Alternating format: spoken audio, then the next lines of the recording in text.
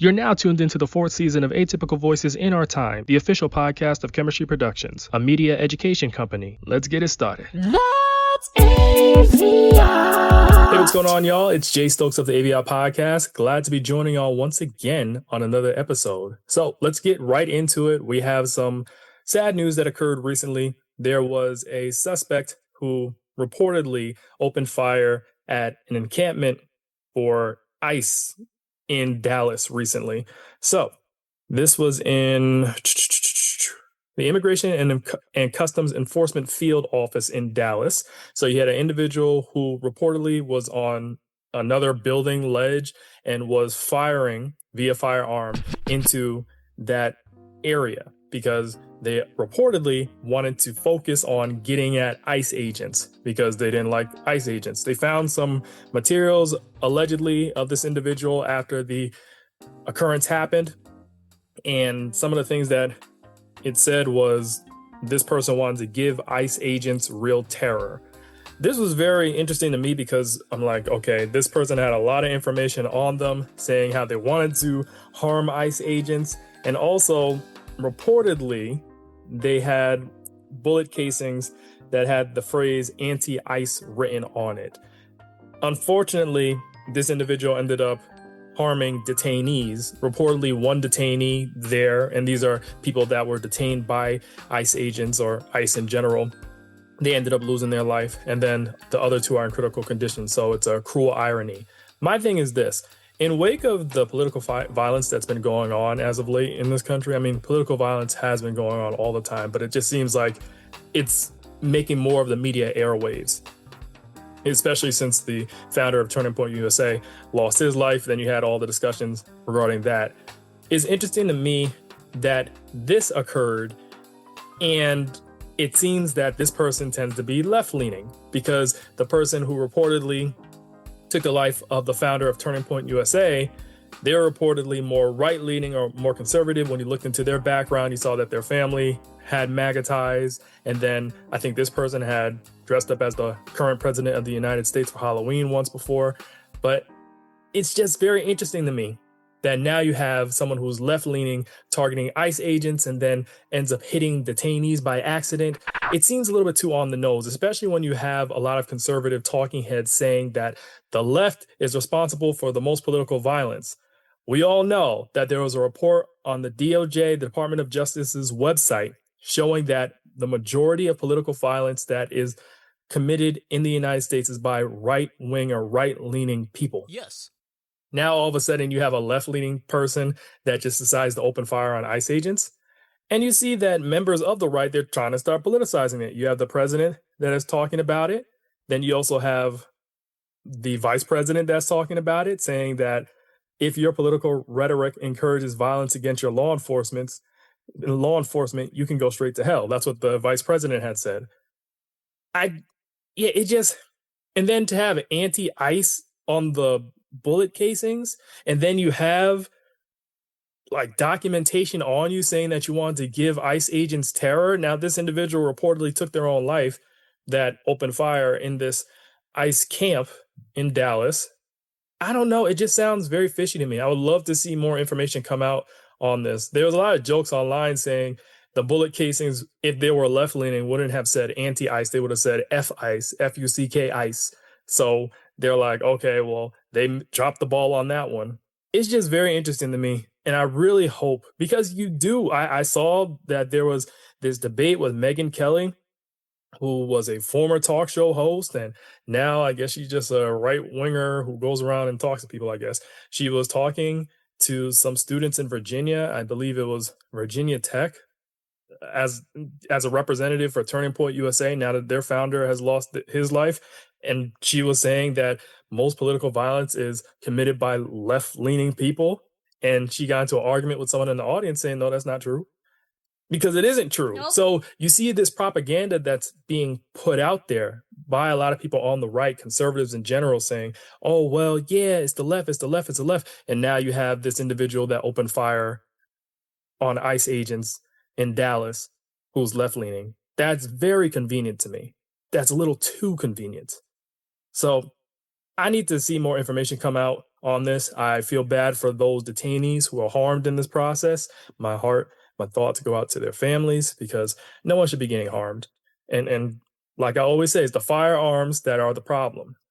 It's not the people that are owning firearms. It's the firearms that are the problem. We need to have more safety mechanisms in place to make sure that certain people do not get their hands on firearms.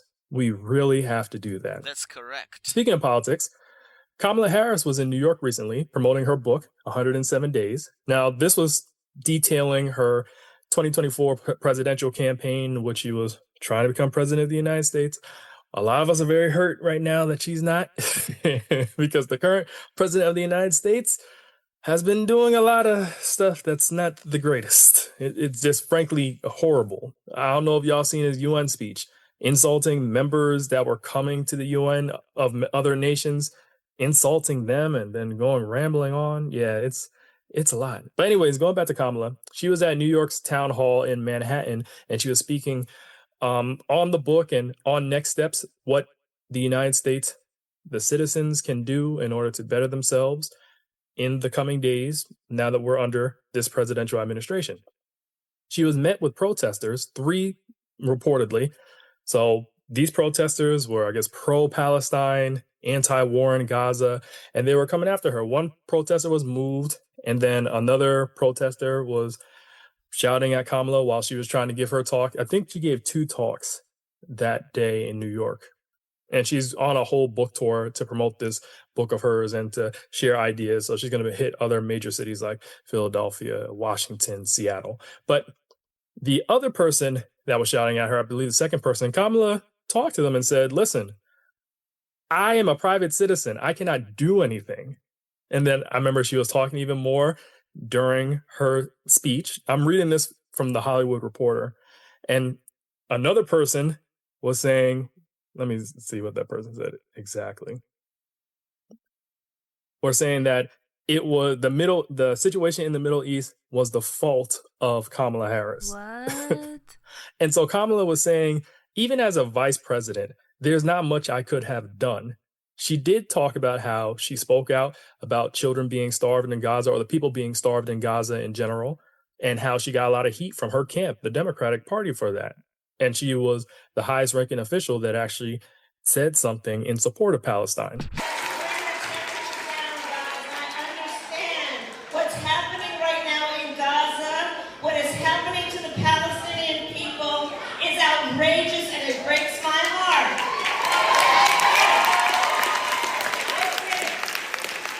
I get it. I just feel a type of way about these protesters because right now it's causing more harm than good. Free Palestine to me has become more of what's the word I'm looking for? A trend. It's trendy to say Free Palestine.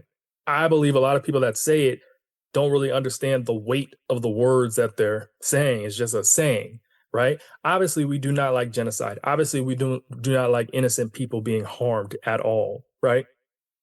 However, you can't be a rebel without a cause.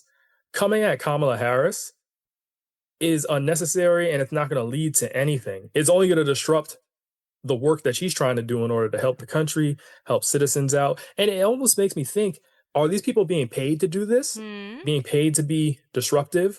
Being paid to cause chaos? Because I don't see you going and protesting toward the president of the United States, towards conservatives or towards the Republican Party. Why weren't you at the Turning Point USA rallies protesting and saying Free Palestine? It comes off as cowardice to me. Why are you coming after Kamala for? Even during her presidential campaign, a whole bunch of people, Free Palestine, Free Palestine. Okay, you're trying to bring awareness to the matter. However, you're making people more apathetic towards your cause. You're making people more, I wouldn't say not concerned, irritated by your actions. I remember my brother-in-law, he was talking about how his job was destroyed by pro-Palestinian supporters because I believe his boss was Jewish. Wow. Come on. Or the owner of the company was Jewish. Come on now. This destruction is not helping your cause. There has to be a better way to go about things, especially not coming at Kamala, because to me, I'm going to take that as massage in the wall. I'm going to take that as you're just going at a black woman just because. This is ridiculous. Kamala is trying to promote her book, trying to show a better path forward in the United States. And all you guys are doing out here, free Palestine, free Palestine. She can't do anything. What's she going to do? Like I said, a part of me believes there might be some nefarious activity afoot. I wouldn't be surprised if you have some conservative people paying money under the table to these bad faith actors to say, hey, disturb these liberal movements that are going on, disturb these democratic convenings so that they can't mobilize and they can't overthrow what's in place right now. That's just my 2 cents. Speaking of conservatives and trying to intervene and meddle in affairs, Jimmy Kimmel. So I had talked about it on AVIOT Sunday Brew. I made a reel about this, which I put on social media, talking about the whole Jimmy Kimmel situation. So pretty much after the founder of Turning Point USA, I'm not even going to say his name because his name invokes demons at this point.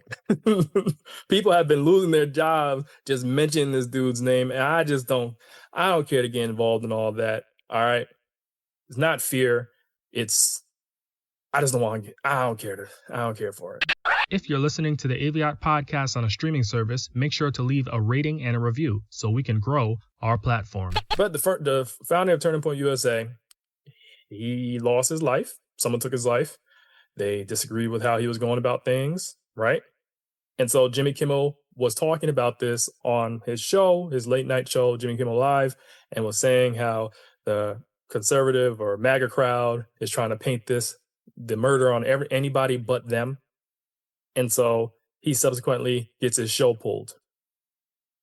This happened because FCC chair, the Federal Communications Commission chair, Brendan Carr, had put pressure on Nexstar. Nexstar is an owner of ABC affiliate stations around the country, and ABC is the owner of the Jimmy Kimmel Show, and also put pressure on Disney, who owns ABC. And so then the show was pulled, right? Because I believe Nexstar and Disney and Sinclair, all these media corporations, they have dealings that are going to need FCC or federal government approval.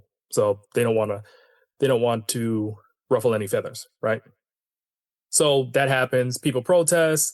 There was a lot of backlash. People were unsubscribing from Disney Plus. Then people were not going to Disney World anymore. They're making a lot of threats. You had a lot of celebrities involved. Jimmy Kimmel gets his show reinstated.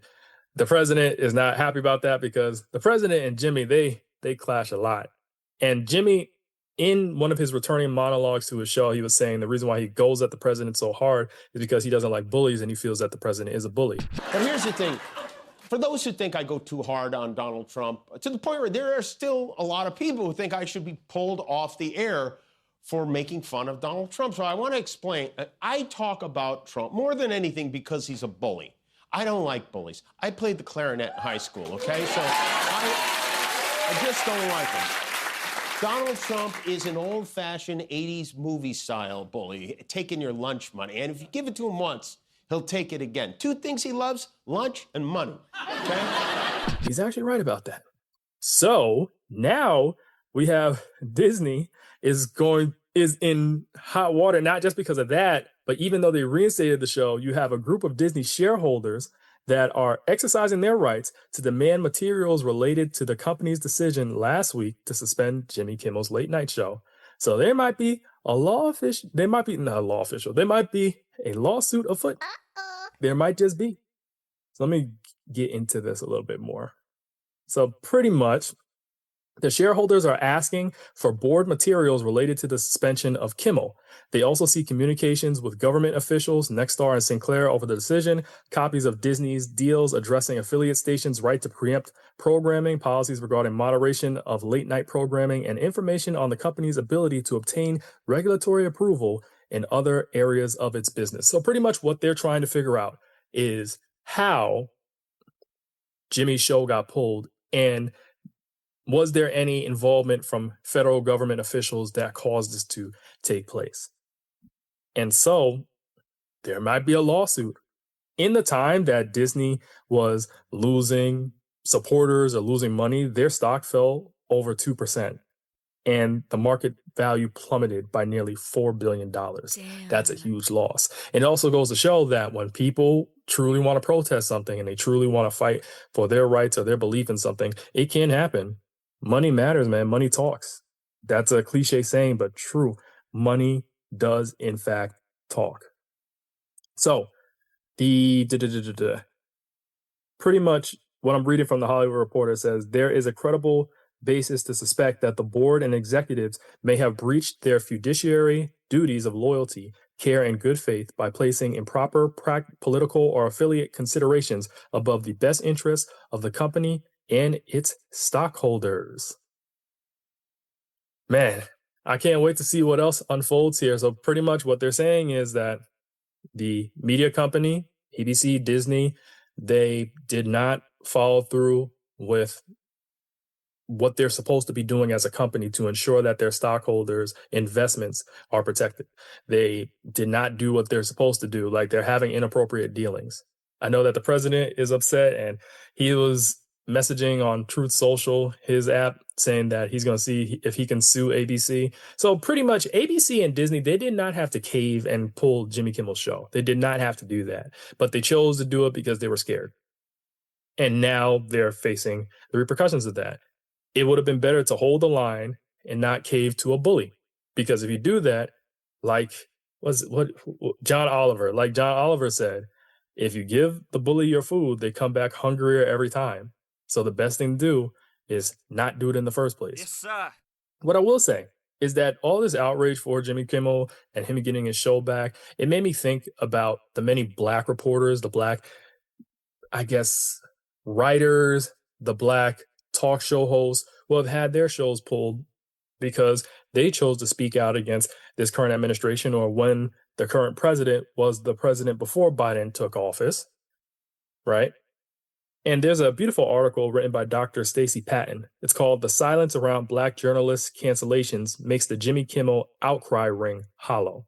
So Dr. Patton was pretty much talking about the different removals of Melissa Harris Perry, Tiffany Cross, Joy Reid, Jamel Hill, Don Lemon, Mark Lamont Hill, Karen Attiah, Amber Ruffin, all of these black talk show hosts, journalists that had their shows pulled because they were speaking truth to power, or because when there were cuts to a station because the station was scared of the new administration, they decided to take away the black shows first.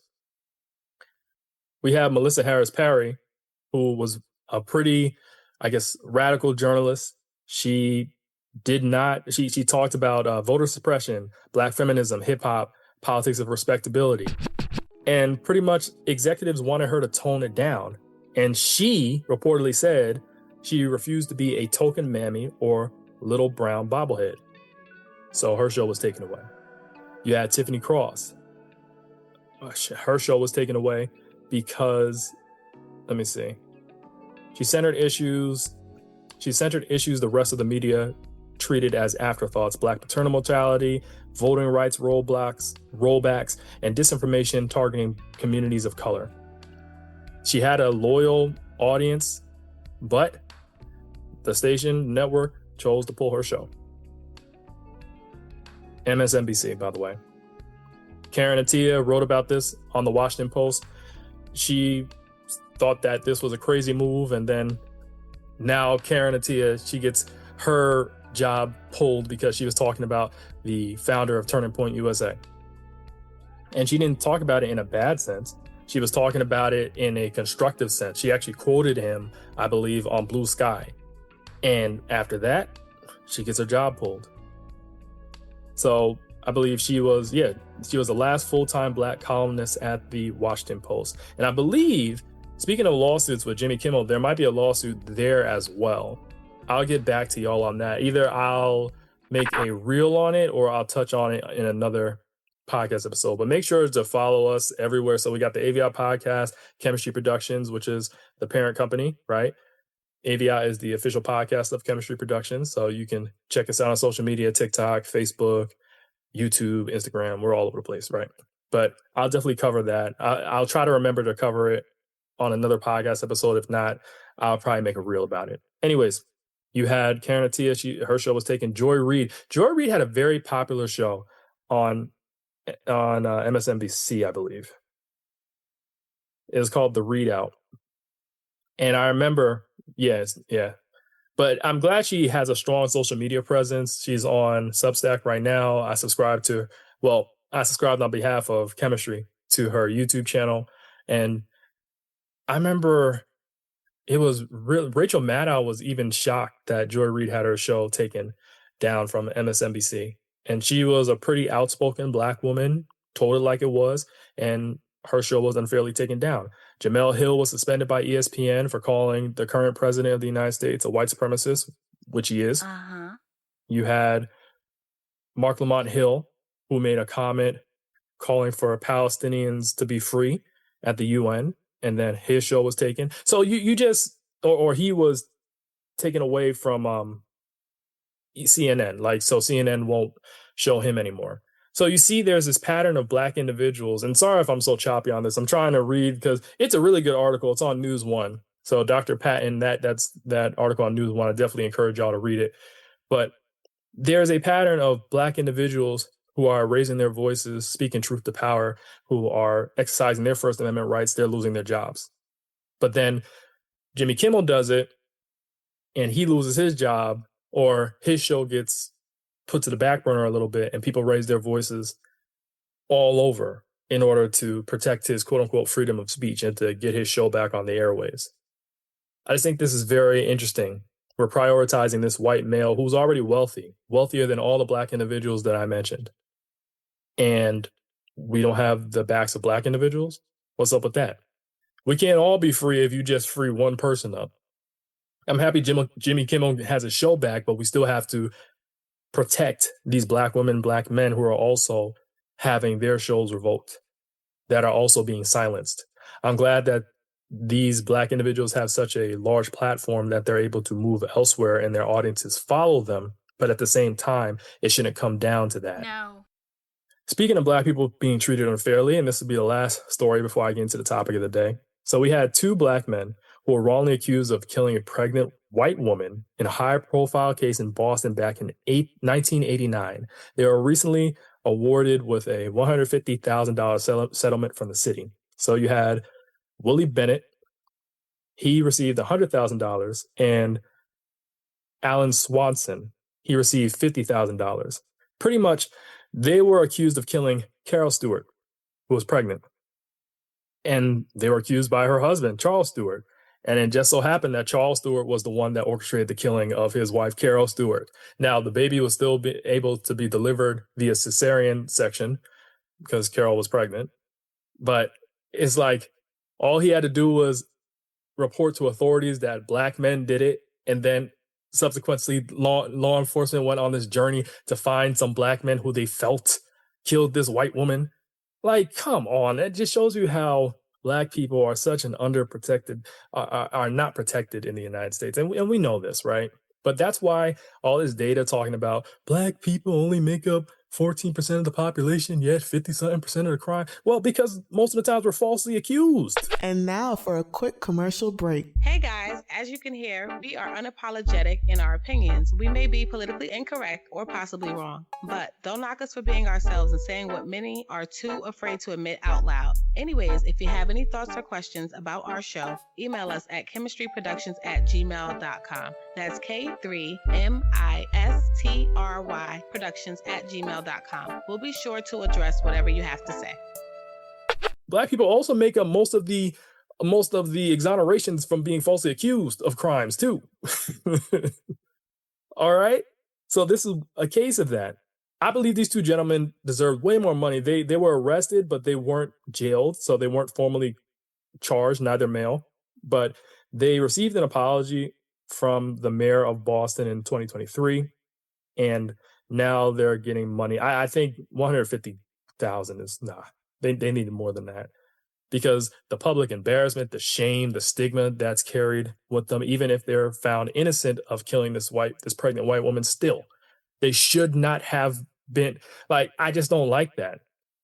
There's always a joke that if you want the cops to come and help you out with a cause, just say, oh, there's some Black men over here causing crime, and they'll be there in a heartbeat. It shouldn't be like that. And I remember I had made in a past past live on AVIOT Sunday Brew, I was talking about how words matter. And I was talking about how this dehumanization of Black people, Black men, this characterization of them as apes, as brutes, that matters because then people craft this image in their heads of Black people being inherently violent. And that's what makes it so that you can accuse them of a crime and law enforcement is quick to respond. And they arrest the Black people without even doing critical thinking. But like I said, I'm happy that these Black men are free.